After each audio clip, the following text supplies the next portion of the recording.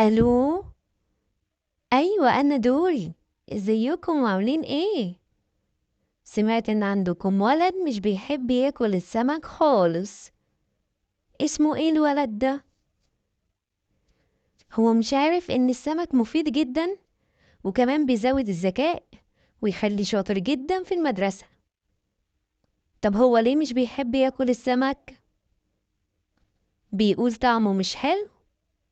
طب احنا ممكن نقول لماما تعمل له السمك بطرق كتير جدا. ممكن يبقى مقلي او مشوي او حتى صينية، وهو عليه يجربهم كلهم ويختار أحلى طريقة تعجبه وياكلوا بيها عشان يستفيد بكل الفوائد بتاعته. خلاص هيجربوا.